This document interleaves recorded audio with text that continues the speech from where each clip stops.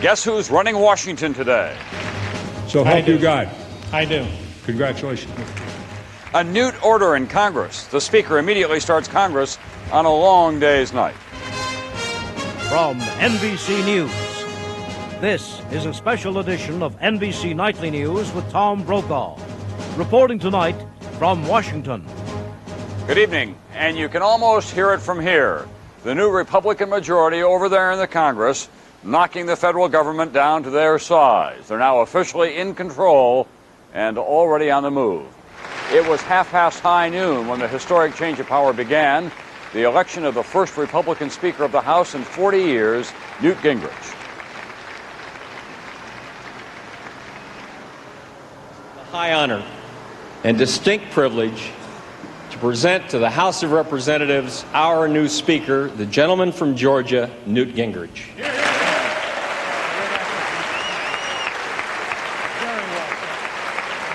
The new Speaker started in high gear, and he's not slowed down since taking the oath of office. We begin tonight with NBC's Lisa Myers on Gingrich's big moment.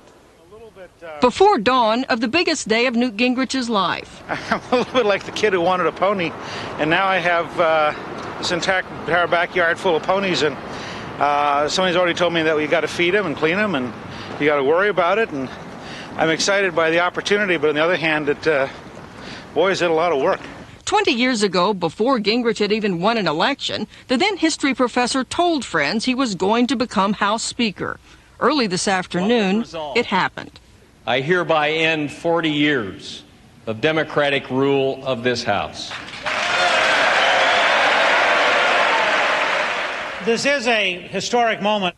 It was a day many Republicans thought they'd never see. The Senate recessed to watch the transfer of power, the swearing in of Gingrich, and of the first Republican House in 4 decades. So help you God. Gingrich appealed for bipartisan cooperation on what he called the greatest crisis facing the nation, what the welfare state has done to poor children.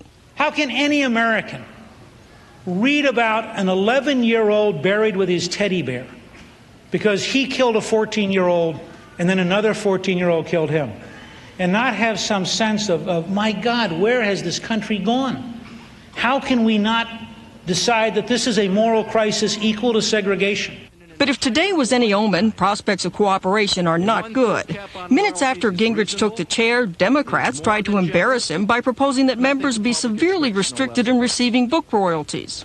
We were not elected to this body to get rich. We were here to do the people's business, and that is a full-time job. Gingrich, who stands to make millions from his book deal, noted that Democrats did not object when Al Gore made more than $500,000 on his book. It tells you what a pathetically narrow partisan gimmick it is.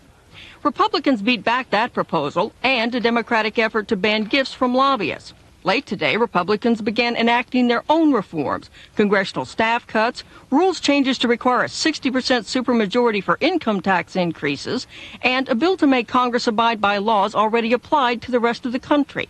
In the Senate, where today's action was ceremonial, the new majority leader told Democrats they'll have to wait on their issues. It seems to me that we have to recognize that we're going to set the agenda.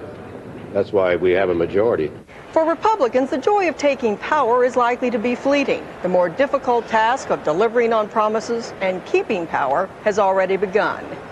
Lisa Myers, NBC News, the Capitol.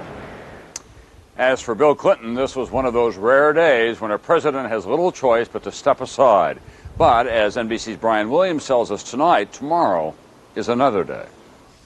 This was the Republicans' day, and the Democrats seemed to know their place from the president on down. After touring the